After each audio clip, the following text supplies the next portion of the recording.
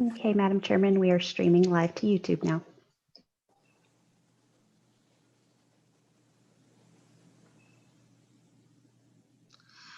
Okay, good morning, everybody. I want to welcome everyone to this virtual meeting of Metro Plan Orlando Board Executive Committee meeting. And I'd like to call this meeting to order. I'm Commissioner Viviana Janer. I'll be chairing this meeting today. We also have a great team working to ensure everything runs smoothly.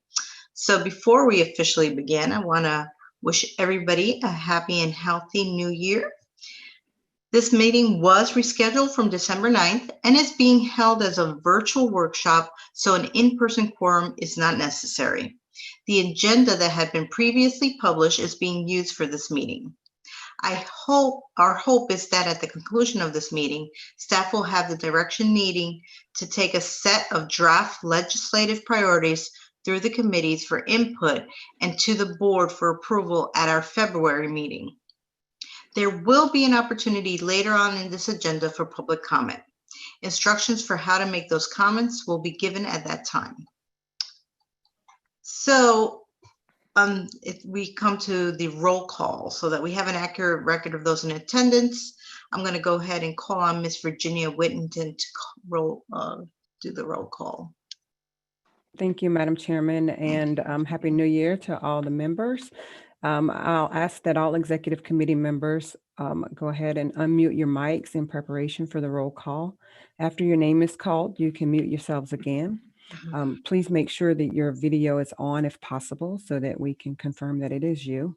And you'll find the mute and unmute and the video buttons on the bottom left side of your toolbar on the bottom of your screen.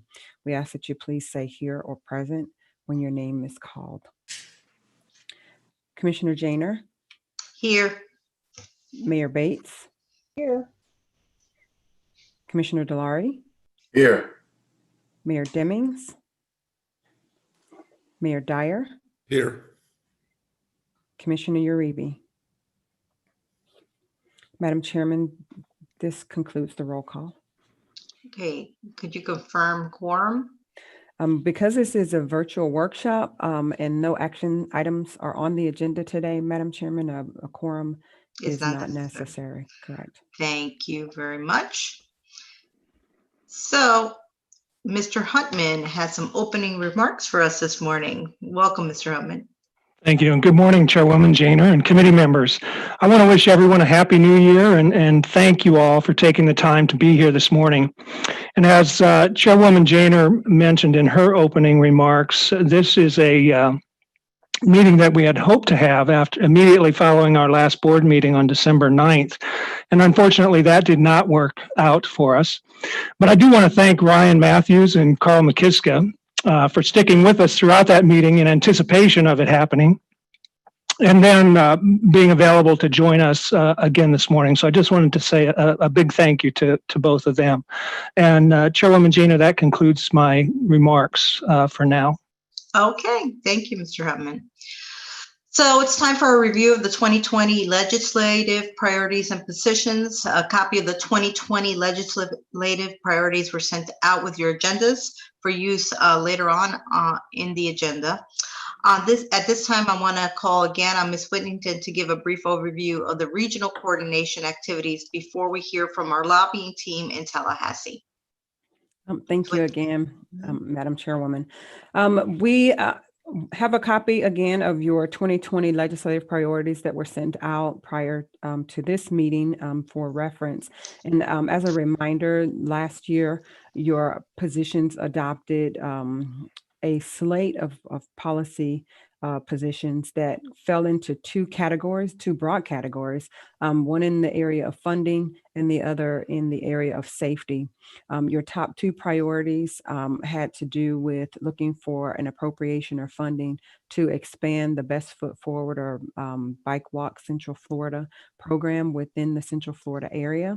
And then the other that was at the top was to add cyclists to the category of vulnerable users for road users and add them into the move over law.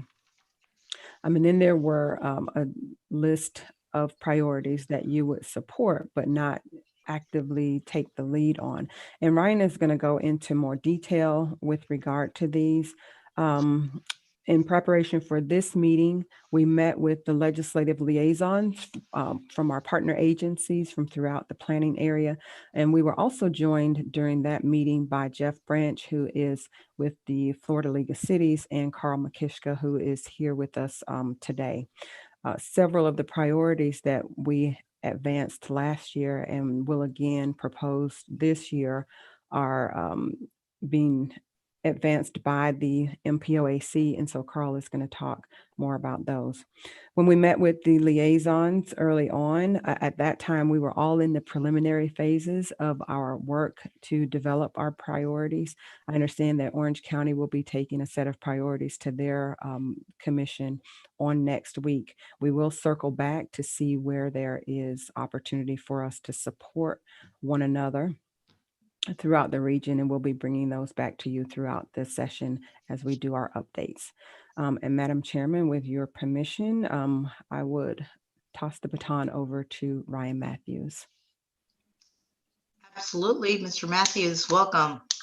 Morning, Madam Chair. Good morning, Executive Committee members. Happy to be with you via Tallahassee this morning. I want to spend just a short amount of time giving a cursory overview of the 2020 legislative session, how we got to where we are today, and then talk a little bit about the 2021 legislative session, which begins in earnest next week with our first committee weeks here in Tallahassee.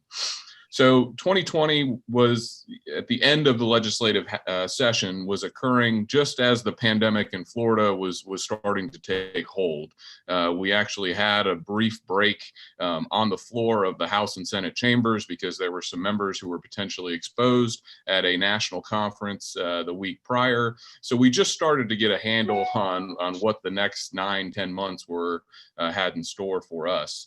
There were $300 million placed aside in the budget specifically for COVID-related matters. Obviously, that was nothing but a drop in the bucket when it relates to the financial needs that the pandemic has incurred. Just again, in terms of legislation, we had about 3,500 bills filed in the 2020 legislative session. 210 of those bills ultimately passed. We had a $93.2 billion state budget, the largest in the state's history. Ultimately, the governor vetoed $1 billion from that budget, mainly in the member project space, some in the education space for colleges and universities. But we ultimately had over $1 billion in vetoes. Some of issues that we saw in the 2020 legislative session that are likely to carry over in the 2021 legislative session because most ended up failing, with the exception of the first that I'll discuss. The first issue that we spent a decent amount of time on was electric vehicle charging infrastructure. These were monies that stemmed out of the national Volkswagen settlement that the state of Florida has decided to use through the Department of Environmental Protection to set up EVCIs throughout the state. They're mainly focused on I-75, I-95, and I-4. There are some gaps, if you will, particularly by the Orlando airport, where some of this charging infrastructure could be set up, and there are folks working to ensure that their more arterial roads are utilized for EVCI, especially from an evacuation standpoint on hurricanes. The next issue, this issue failed, but it was one that was a big deal for many of our clients, would have had a direct impact on Orange County. In the tax package towards the end of the legislative session, there was a limitation placed on the Charter County surtax, local option surtax, I should say, in terms of the time that surtax could actually be implemented. Currently, it is 30 years. There was a move to make that 20 years only. That move ultimately failed, but again, it's something that you should be aware of because there's potential for that limitation to come back in the 2021 legislative session. We dealt pretty extensively with legislation dealing with mid-block crosswalks. There is a representative, Representative Randy Fine from Brevard County, who is very passionate about changing state law as it relates to mid-block crosswalks. The problem with last year's legislation, it was in conflict with federal law and would have had a significant price tag simply because of the changes that would have been mandated in that legislation that ultimately failed. President Simpson, the current Senate president from Pasco County, has been an advocate for prohibiting the use of wireless communication devices while driving. We have seen some changes to that law in terms of mandating that it is a first-class offense. I think we'll see maybe a little bit more just because Senator Simpson is now at the helm for the next 2 years in the Senate. There was legislation last year dealing with peer-to-peer vehicle rentals, companies such as Toro, and basically that legislation was centered around tax collection, insurance obligation that those companies must carry as if they're going to operate within the state of Florida. And then ultimately, we were focused again, as Virginia had mentioned, on transportation disadvantaged and the ability to enhance cross-county transportation for the transportation disadvantaged. I think you're likely to see legislation come back in the 2021 legislative session to address that. So I'll move on from the 2020 legislative session, talk a little bit about what happened between now and then, outside of a raging pandemic and the effect it will have on the 2021 legislative session. The biggest issue that we have seen outside, again, of the healthcare space is the impact that COVID has had on the state budget. A vast majority of our state budget is derived from sales tax. Sales tax collection just from April to August of 2020 plunged about $1.8 billion. So one of the biggest storylines of the 2021 legislative session, we had the $93 billion budget in 2020, is how much will the state budget be impacted in 2021? Right now, we are projecting anywhere between a $4 and $5 billion budget deficit. So it's going to have a significant impact as the legislature crafts their budget. The governor will recommend his budget in February. He's required by law to do so a month before the start of legislative session. So in about a month's time, we'll be able to see what the governor's recommended budget is. And what we'll be telling is will that recommended budget cross that $90 billion threshold that we had last year? So that's something to be on the lookout for. I think one of the things that we all need to focus on, and that my firm has implored our clients to do, is to focus on relationships. There are a number of institutional controls that are being put into place for the 2021 legislative session that will affect advocacy. So I would implore all of you to be working through your delegations to have the consistent communication that I know you do have, because it will be imperative, because that access is going to be a little bit different this year. And I'll spend just a little bit of time on it because it is important. So far, in terms of protocols that have been released by the House and Senate, in the House, we have, for committee meetings, reservations are going to be made online for those to actually attend a committee meeting in person. And they are requiring that you testify with some substance if you're going to make a reservation. Historically, folks would go to a committee meeting, wave in support or opposition of a bill, not get up to testify. They're not going to allow that anymore. You're not going to be able to have more than 2 people in attendance with a meeting with a representative. So the large groups that generally come to Tallahassee, those efforts will not occur this year. They are actually going to require face masks. During your time in the House, there will obviously be those who choose not to do that, but it will be a requirement. And then in the Senate, things are a little bit different. The Senate is not allowing for the public to attend committee meetings. They are going to allow members, and they are going to allow the press. You will be invited, if you are chosen per se, to address that committee. And generally that would be agencies giving recommendations or reports, et cetera. But if you choose to testify or hope to testify before a Senate committee, you will do so at the Tallahassee Civic Center, the Leon County Civic Center, which is about a quarter of a mile away from the Capitol. So again, I would implore you to be talking to your legislative delegation now, especially as we start committee weeks, because relationships are going to be more important than ever. Sort of the loitering that happens in the Capitol, standing outside a member's office to wait to meet with them for an hour is going to be out the window in 2021. So relationships are going to be key. In terms of what we have to look forward to, big ticket items that I want to discuss very briefly just outside of the transportation space that you should be aware of. The governor has made it his mission to put forward an anti-looting riot act that has some local government implications. Obviously, there is a waiver of sovereign immunity if there is what is known as a violent or inciting a riot within a community. That has not really happened in Florida, but it is something to be on the lookout for, because we had a press conference with the governor, Speaker Sprouse, President Simpson very early on. So if you have three of the most powerful political figures in the state on the same page in lockstep, it's likely something that has momentum. And the other thing I wanted to address, and it relates tangentially to that, is the discussion of sovereign immunity.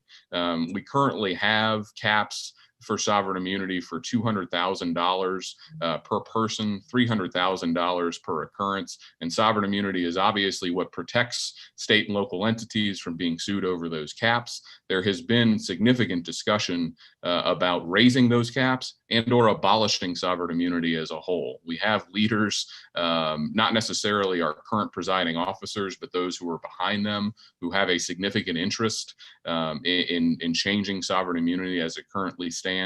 Some discussion based upon whether or not that is sort of a bone to the trial bar in exchange for additional tort reforms.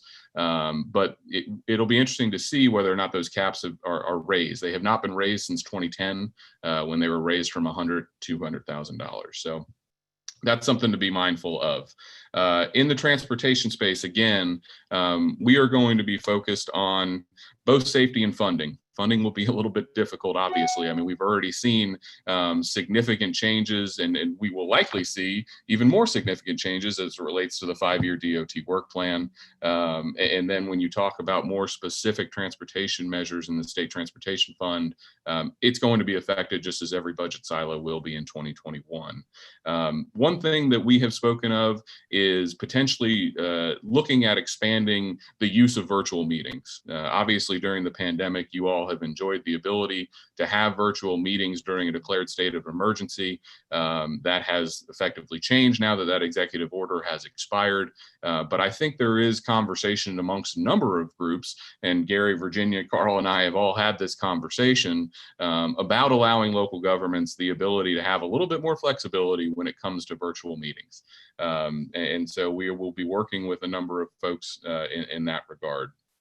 Currently filed, we've got probably roughly 400 bills already filed as it relates to the transportation space. The majority of those focus on electric vehicles currently. Senator Jeff Brandes has 2 bills filed currently, one that requires DOT to change their mobility goal to include planning and infrastructure for electric vehicles. And then it also puts aside $5 million for electric vehicle charging infrastructure. The second, by Senator Brandes, creates a license tax for hybrid vehicles in the state of Florida. And the last bill that I just want to talk about, a decades old kind of fight that we've been through, deals with the red light camera repeal. Representative Anthony Sabatini has filed that bill. Again, it's happened every year since 2010 or so. So it's no surprise that it's out there. We'll continue to see bills be filed here in the coming weeks as we lead up to that March 2nd start to the legislative session. And I think everybody in Tallahassee is tense in terms of, will this be a 60-day legislative session, and will that actually conclude April 30th, or will we be taking multiple breaks as other state legislatures have because of COVID? And I think everybody is not looking forward to a potential June, July sine die. So that's what I have. I'm happy to answer any questions if anyone has them. Okay, thank you very much, Ryan. Does anybody have any questions for Ryan or Virginia at this time? Okay, I see that while we were going through, we were joined by Mayor Demings. Good morning, Mayor Demings. Welcome. And Commissioner, I believe I saw Commissioner Uribe as well. So welcome to both of them. Just wanted to point out that they were here with us. So with that, we will go ahead and move on. And I hope I don't chop your name, to Carl McKiska from the MPOAC Legislative. So if he's the executive director, actually. So if you could unmute yourself. I have. Thank you for having me here, and good morning, everyone. It's great to see everyone. I wanted to echo a few things that Ryan had shared with you, because I do think it's really important that we focus on some of the changes fundamentally. Because lobbyists, myself, others, we cannot hang around the Capitol.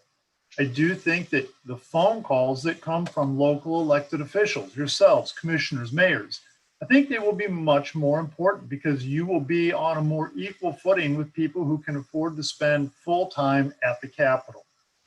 So I don't want you to think that your voice has been diminished by this. Rather, I would expect it to be strengthened. Now, that's me making a forecast, and I could be wrong on that. We will find out as time goes on. Ryan also talked a lot about the funding.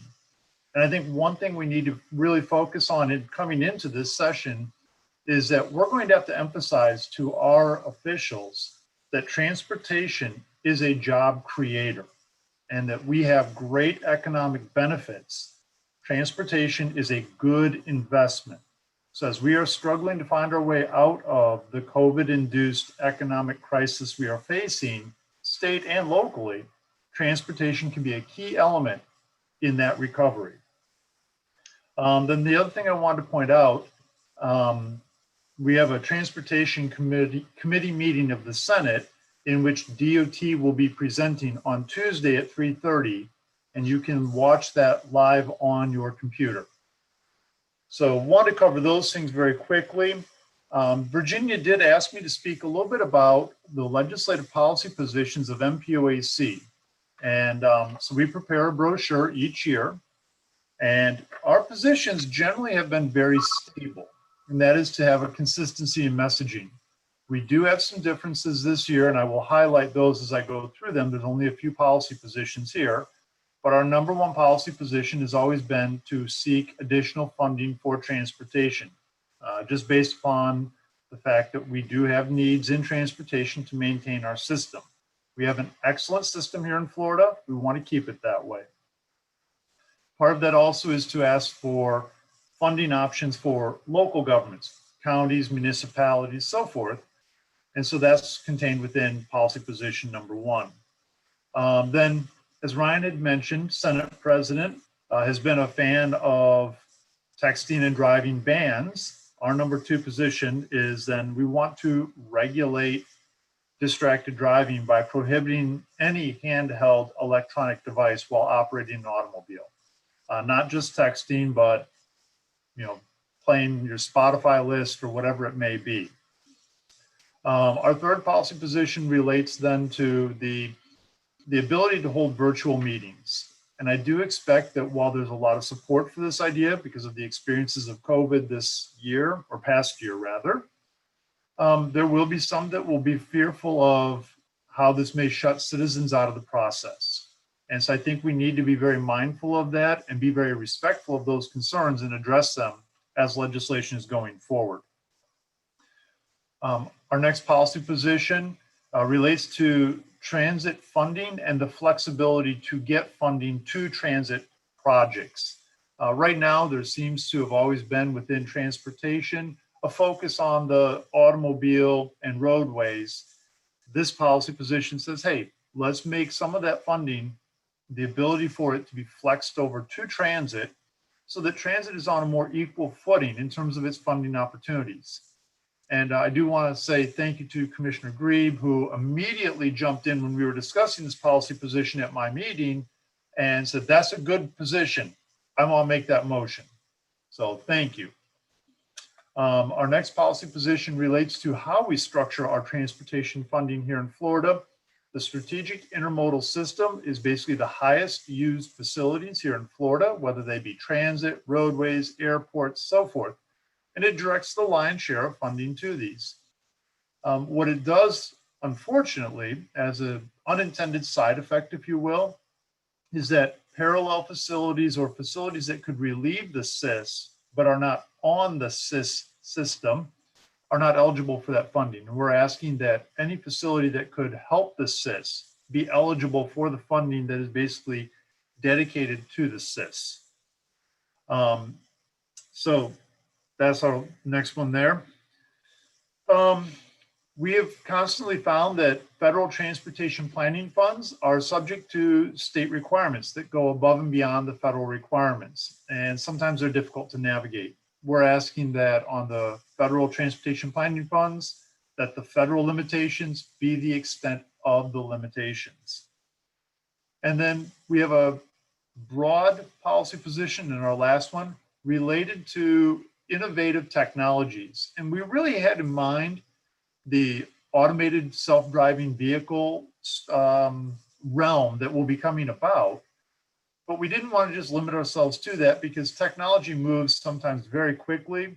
And when Elon Musk proposed a Hyperloop, we said, well, we never saw that coming. We need to write this broadly enough to say we're supportive of innovative technologies for transportation.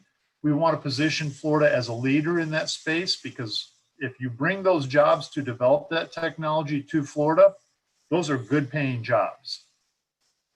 So that wraps up our policy positions. I do want to circle back to our sunshine law and virtual meetings policy position. One of the things that we placed in there as kind of a caution is that we asked it be implemented when there is some form of a disaster, whether that be a hurricane, a wildfire, but something that would affect your ability to hold that meeting in person, COVID included. But we didn't want to just go all out all the time for fear that that would be viewed as a little too aggressive and then be opposed by some of the groups out there, such as, say, the First Amendment Foundation. So with that, I will conclude. And if you have any questions for me, I'd be happy to answer them. Thank you.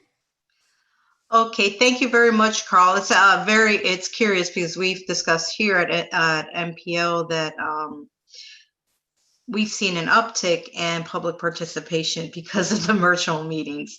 So it's very interesting that people would think that that disenfranchise anybody from being able to come and give a public comment. I would think that people would have more of an opportunity if they're in the comfort of their own home or even in a break from work to be able to call in or Zoom into a meeting and give their public comments. So that's just personal. But anyway, anybody have any questions for Carl? It was a good, extensive overview, I think. Anybody? Okay. Thank you very much. Thank you. Thank you. Okay, so we're going to go ahead and executive committee members, based on what you've heard from both Ryan and Carl, we'll go ahead and have a discussion of our 2021 legislative priorities. Again, the timeline is to bring a draft of priorities through committees at the end of this month and to the full Metro Plan Orlando board for formal adoption at our February 10th board meeting. So if you want to speak, go ahead and unmute yourself and just let me know or raise your hand, whatever, however you want to do it. I don't have a full screen here, so let me try to go ahead and get everybody in one thing. Anybody have anything they want to discuss? I don't see any hands yet, but okay, so I'll go ahead and just give my input. I think it's going to be really important that we focus on keeping whatever funding that we could go ahead and keep on our FDOT, a 5-year work program. I think that's very, very important. I think it's important we support any stance on virtual meetings. I think we've had great success with those meetings, and they certainly help us reach quorum. We've had, Gary, you could attest that we've had some issues meeting that in-person quorum ever since the virtual meeting executive order expired. So I think that that's important, although not directly related to transportation. It's important for the function of our meetings. Anything else that anybody would like to see? Would you like to continue seeing our top priorities for 2020 being our top priorities, which are seeking funding for further expansion of the Best Foot Forward Pedestrian Safety Program, and change existing laws to include bicyclists as vulnerable road users in current move over law. So anyway, I'll open it up for anybody that has what would like to discuss anything. Commissioner Janer, this is Myra Uribe. I agree with what you just stated, and I am so supportive of continued pedestrian safety. I know there's been enormous efforts that have been done, at least countywide, that I'm aware of, and I've participated in some, and it's making a difference. We're changing those habits, and I look forward to continuing that so that we can see a change in, loss of life to pedestrians in some of these major roads.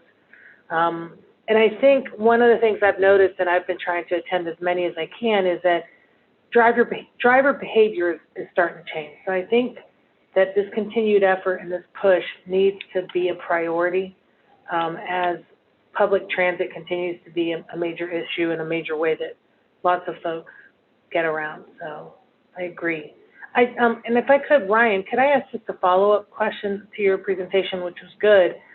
I know a lot of I guess, not power, but of our influence in Tallahassee is our groups that go up there. I also serve on the disability board and had intended to go this year to Tallahassee. I mean, there's that idea, out of sight, out of mind. Are we, there's a lot of influence of groups that do go to Tallahassee for different issues. Are we really, I'm just concerned of the disconnect of people with government. And I know that you mentioned relationships are going to be playing a major role now. Just any feedback on that? Because it's really going to change the whole scope of that pressure of electeds knowing, 1,000 people have come up to make sure, background checks are done. I'm just giving an example. It's really going to change the face of, I guess, political influence, in my opinion. I just don't know. It's just curious. No, Commissioner, you're absolutely right. There is a fear of a, lack of ability to petition your government or advocate before your state government. And I say that, things will look a little bit different from the group meeting and sort of the marches on Tallahassee or the associations that come up. It doesn't mean that you can't come up. It just means that, you're going to have to change the way you do things. Whereas you will not be able to have 100+ people in the Capitol at the same time, you can still come to Tallahassee, stay in a hotel, work in a conference room there, and then in groups of 2, try to have those meetings with folks. But I would encourage all of you to be speaking to your delegation members now before that start of March session. If you don't have a relationship with some of those members, now's a great time to start one.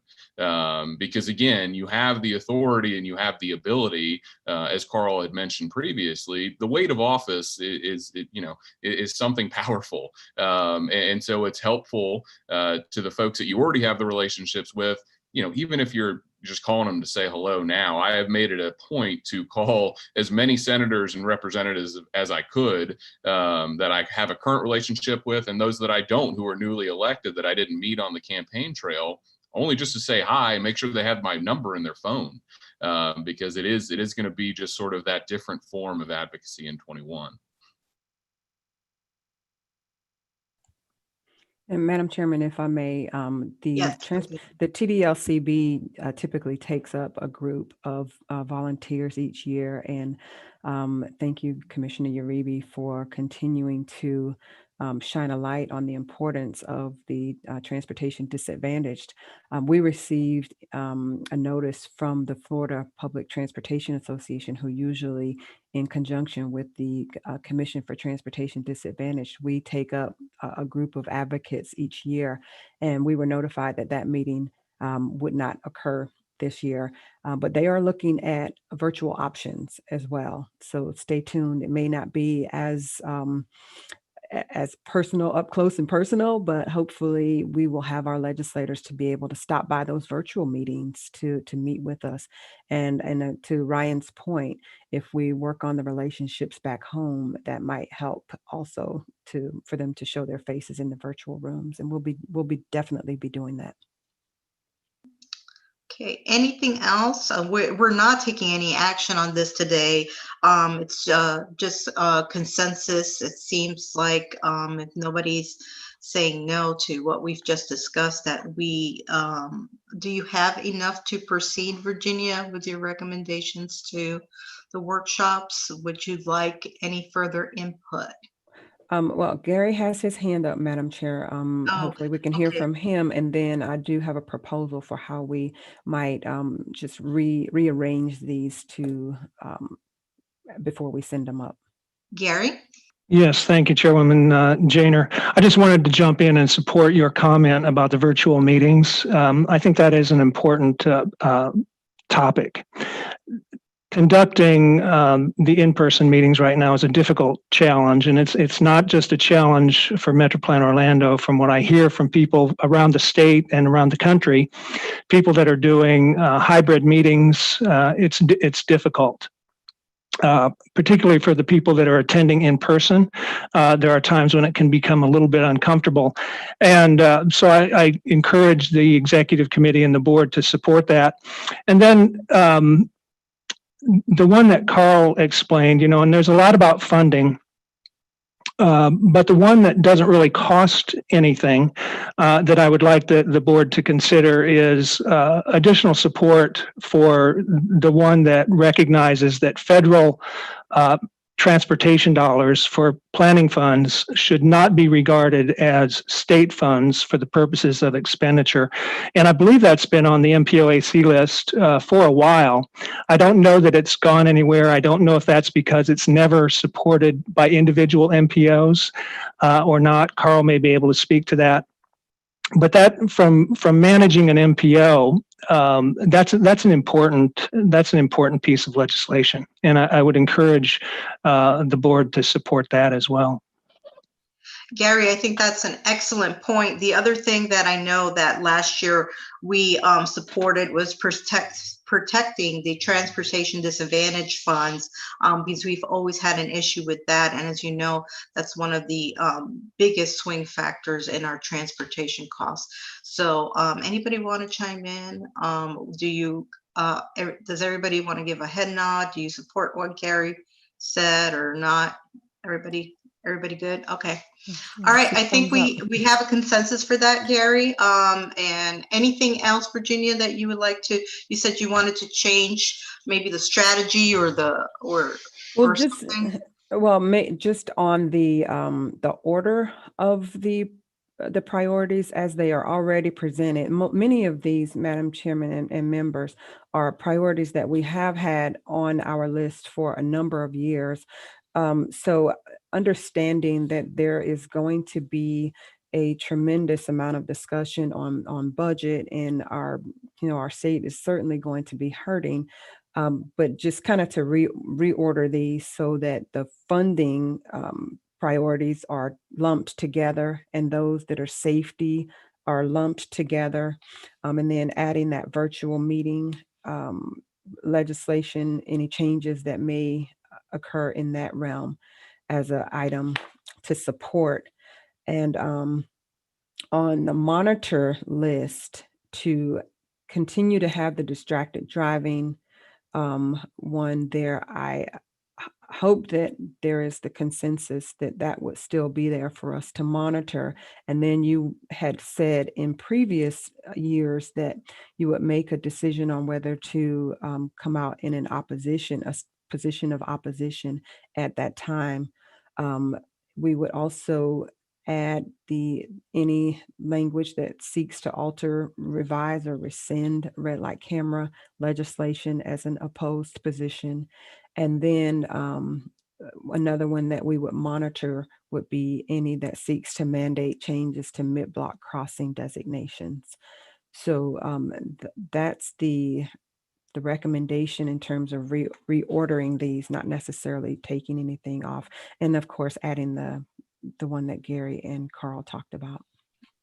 And what about adding and ensuring, trying in the funding piece to ensure that our DOT funds are kept as whole as possible? Right, protecting the state transportation fund. Is that the one you? Yes. Yes. So those would remain, and they would remain at the top of the support there. Okay. So is there anything that you're going to actively seek or looking to actively seek to lobby for? Because I know that, you know, supporting, we really didn't do anything. If some of them, I think maybe we sent letters of support.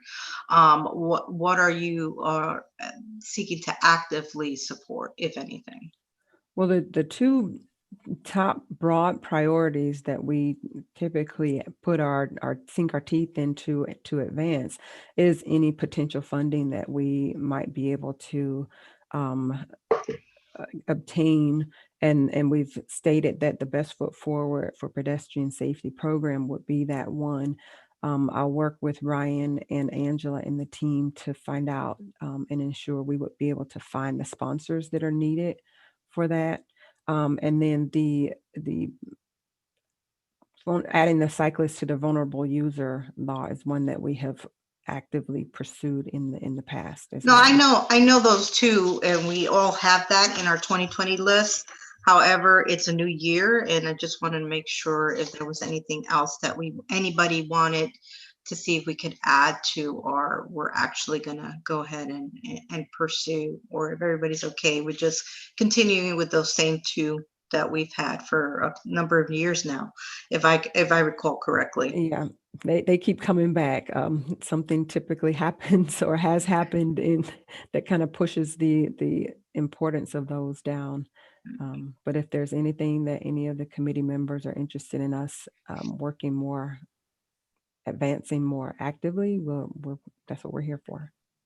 Anything? Otherwise, it'll be the same. Madam Chair. Yes, Mayor Demings. Good morning. I kept searching for the raise your hand. I can't find it on my computer. So. Oh, I can't see for your raise your hands anyway, so don't worry about it. Okay. Just unmute yourself and talk. Okay. I just wanted to follow up on, I think I heard the position had been historically regarding the automated red light enforcement that we would oppose any changes to that. I just want to verify that I heard that correctly. Madam Chair? Yeah. Yes. Okay. Mayor, in the past, the position of the Metro Plan Board has been to oppose any revisions or rescission of that. And does that remain? I just want to, make certain that I'm okay with that. By the way, I do believe that it helps to change driver behavior, but there's all kinds of data out there that some argue in the reverse of that. So I just wanted to understand if that's clearly the position of the executive board body at this point. Mayor Demings, I think that your comment is basically what I was alluding to in my previous comments. I mean, we're just assuming that the board, which is substantially different than in past years, are gonna be okay with this. And basically that one is under our monitor legislation. It just says that would monitor it in this list. It doesn't say if we were for or against it. And I think it's very important that we have that discussion with our committees and with the full board, and don't assume that the current board has the same positions as previous boards maybe had. I think that's important that we bring up. That's just my opinion. Okay, and along those lines, I guess, if there's a discussion about this with the full body, will you be prepared to offer any facts associated with the position. When I say you, I mean, will we be prepared to offer any facts that will help, clarify and provide information by which individuals will make informed decisions about that particular position? Because I've heard, obviously, during my days as a sheriff and law enforcement officer, I heard this hotly debated in Tallahassee, and sometimes I heard conflicting views on this issue that were persuasive. And with our various local governments, different local governments have different opinions about it. And certainly within Orange County, some of our municipalities, oppose it. Some of our municipalities support it, and I just think if there's going to be a conversation, there should be a presentation of some fact to support, to help inform the board to make an informed decision about it. So I'm going to bring it back to Virginia so she could answer how she will handle this in the meeting. But in my opinion, this particular issue is under our monitor legislation. So perhaps if we see any movement on this, that's at that point we bring it back to the board to see it, if we're gonna if we want to support or otherwise that legislation. But Virginia. Yeah, Madam Chairman, that is exactly the strategy that we use when we place those items on to monitor.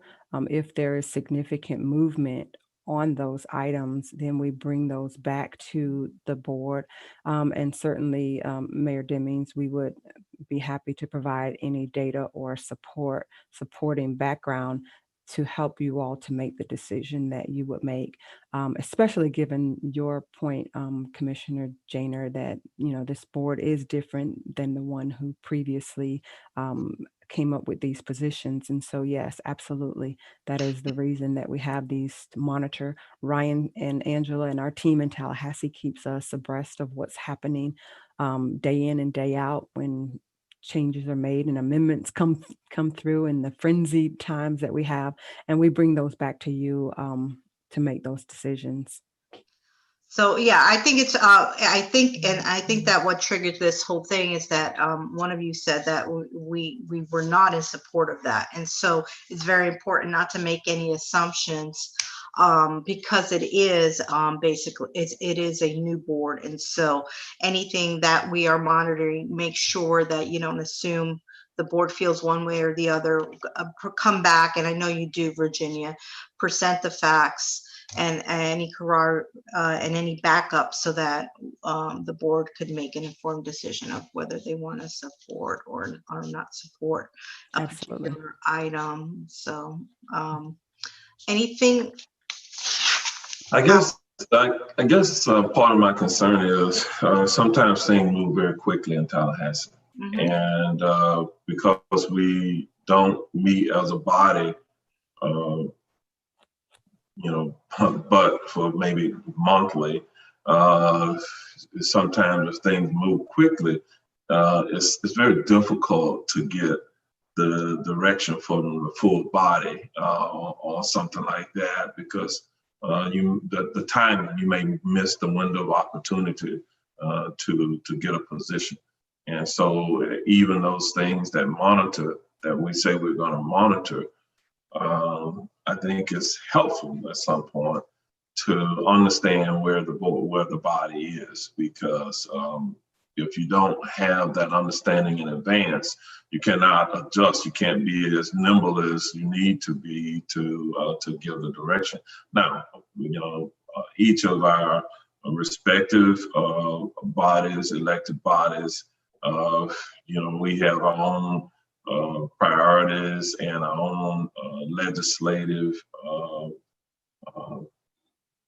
delegates that are there on our behalf, and in Tallahassee, our lobbyists to advance our positions. So, but I don't have any illusions here that you can quickly come to some consensus on an item such as that or any of the other ones, because we don't meet frequently enough to be able to do that during a 45-day session or what have you. So, in either case, I heard what I needed to hear here today.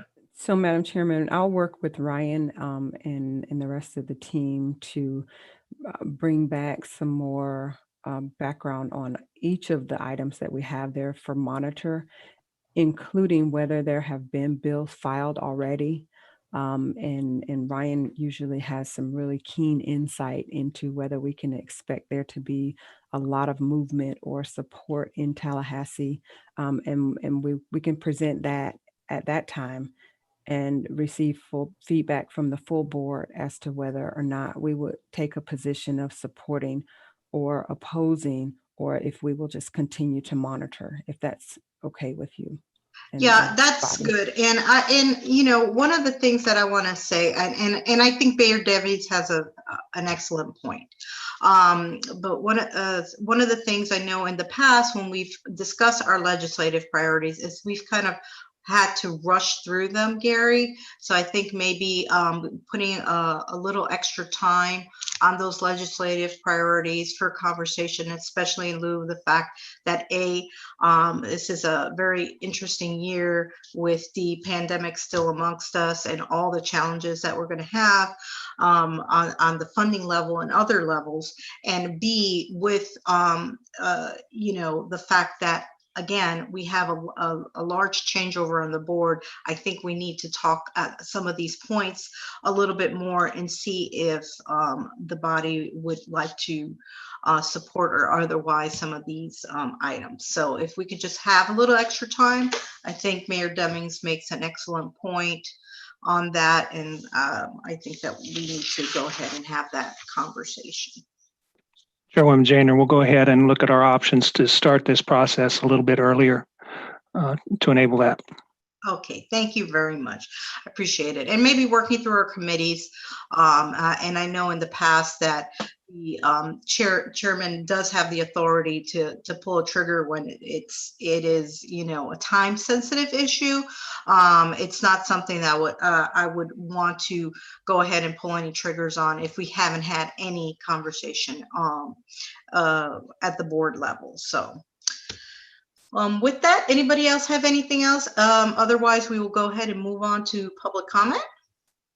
No? Okay, so we will go ahead and I think staff, do you have the direction that you need to proceed? Yes, Madam Chairman, and just as a reminder, we'll be working this, going back through the committees to get any input that they will have on these items as well. And you'll receive that report from the committee chairs at the February meeting. And then the full board would be able to take action on the priorities. Okay, thank you very much, Virginia. So if we have anybody that wants to address this committee, if so, please use your raise hand feature at the appropriate time. I'm going to actually just read off of the slide. Look under the participant tab for the raise hand button or dial *9 if you're on the phone. Wait to be recognized by the chairperson. Provide name and address on call. And you have 2 minutes in which to make your comment. Do we have any raised hands? We do not have any raised hands, Madam Chair. Okay, well, seeing or hearing none. Then are there any additional comments from any members of the committee at this time? You just unmute yourself. Okay. No hands either. Okay, seeing or hearing none, we will go ahead and call this meeting adjourned. Thank you.